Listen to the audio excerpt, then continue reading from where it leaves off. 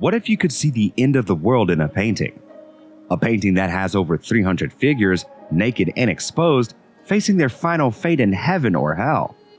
A painting that has sparked controversy and criticism for centuries for its nudity, its violence, its style, and its message. A masterpiece has been blamed, censored, altered, and restored by countless generations. Do you want to know more about this painting and the genius who created it? Then stay with us till the end of this video. One of Michelangelo's greatest masterpieces, the Last Judgement, a fresco that covers the entire altar wall of the Sistine Chapel in Vatican City, depicts the second coming of Christ in the final and eternal judgment by God of all humanity. With over 300 figures in various states of salvage or damnation, it is a stunning and powerful work of art, but it also caused a lot of controversy and criticism when it was unveiled in 1541. The Last Judgement was commissioned by Pope Clement VII in 1534, but he died before the work began.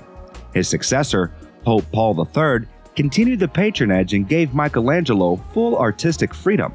Michelangelo had already painted the ceiling of the Sistine Chapel 25 years earlier with scenes from the Book of Genesis.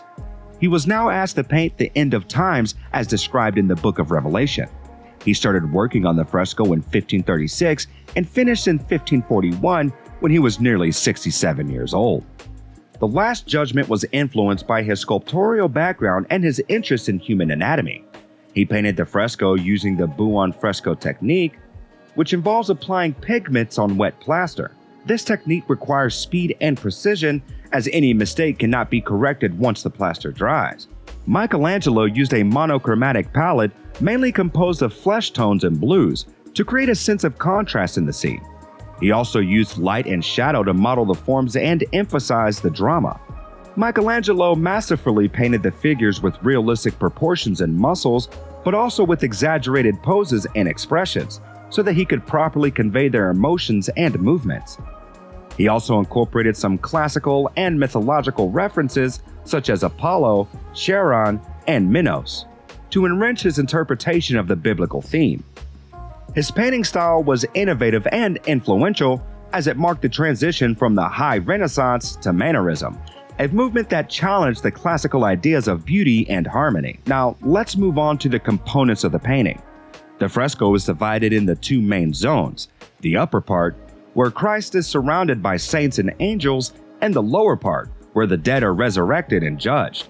The composition is dynamic and complex, with figures twisting and turning in every direction. Michelangelo used his monochromatic palette, dominated by flesh tones and blues, to create a sense of unity and harmony. He also used light and shadow to emphasize the contrast between the blessed and the damned.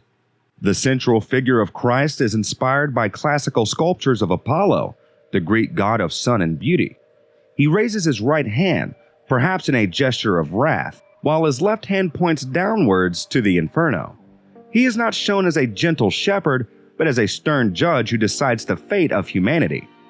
Next to him is his mother Mary, who looks away from him with a sorrowful expression. She does not intercede for the sinners, but accepts his will. In the painting, we can see that around Christ are many saints and martyrs who hold the instruments of their torture or death. For example, Saint Bartholomew holds his own flayed skin, which bears the face of Michelangelo himself. This is usually interpreted as a sign of his humility or his identification with human suffering. In addition to that, there is Saint Lawrence, who holds his gridiron. Saint Peter holds the keys of heaven, Saint Catherine holds her wheel, and so on. Some of those saints are also patrons or relatives of the Pope who commissioned the fresco. Below Christ are two groups of angels, one blowing trumpets to awaken the dead, and the other holding the books of life and death that record their deeds. The dead arise from their graves and ascend or descend according to their judgment. Some are helped by angels or saints, while others are dragged by demons or serpents. The scene is full of drama and emotion, as some rejoice in their salvation, while others despair in their damnation. If we look at the right lower corner of the painting, we can see the entrance to hell, where Satan devours the souls of the wicked. Among them are some historical figures that Michelangelo disliked or considered enemies of the church. For example, He painted the master of ceremonies who criticized his nudity as Minos, the judge of hell with donkey ears and a snake biting his genitals. He also painted Pope Alexander VI as an effeminate figure being dragged to hell by a demon. In the lower left corner of the painting, we see some of the most dramatic scenes of the Judgment. Here, we see the boat of Charon, the ferryman of the underworld in Greek mythology, who carries the souls of the damned across the river Styx. He beats them with his oar to make them disembark, while a demon waits to receive them. Michelangelo borrowed this motif from Dante's Inferno, where he describes Charon as an old man, hoary with the hair of eld, shouting, "Woe unto you, ye souls depraved." This painting was an expression of Michelangelo's personal vision and beliefs. It was influenced by his religious affiliations and his artistic innovations. Michelangelo was a devout Catholic. Like we previously mentioned, he was also a pioneer of Mannerism, a style that emphasized more on artificially and exaggerated instead of conventional styles of beauty. However, this particular painting of his was not accepted with open arms. Some of his critics were members of the church who thought that his painting was inappropriate and indecent for a sacred place. They also accused him of being ignorant of the scriptures for deviating from the traditional iconography of the Judgment. One of his most vocal critics was Biagio da Siena, the master of ceremonies of the papal court, who said that the painting was more suitable for a tavern than a chapel. Michelangelo took revenge by painting him as Minos, the judge of hell, with donkey ears and a snake biting his genitals. He defended himself by saying that he was only following the orders of the Pope and the scriptures. He argued that he painted the human body as God's creation and that he showed the reality of the judgment as a warning to sinners. He also said that he was not bound to any tradition or convention, but by his own artistic vision and inspiration. Despite being swarmed by accusations and hateful comments at the time, he had some admirers as well. They tried to protect him from his critics. Pope Paul III was one of his biggest supporters and praised his genius and refused to censor his work. He also had friends amongst the artists and humanists of his time, who wrote poems and letters in his favor. However, after the artist's death in 1564, the Council of Trent issued a decree that banned nudity and indecency in religious art.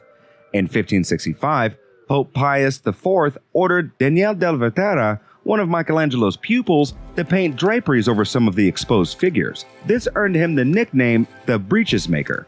Later, more draperies were added by other artists until almost all the nudity was covered. The Last Judgement remained in this censored state for over 4 centuries until a major restoration project began in 1980. The restorers removed the draperies and revealed the original colors and details of Michelangelo's painting. They also discovered that some parts of the fresco had been damaged or altered by previous interventions. The restoration was completed in 1994 and sparked a new debate about the authenticity and ethics of the process. Despite the controversies and censorship that this painting faced, it is without a doubt one of Michelangelo's greatest works and is treated as such today. The painting is both an artistic expression and a religious declaration. It reveals Michelangelo's skill and his difficulties. It tests both our vision and our intellect. Click on any of the 2 videos on the screen right now for more content.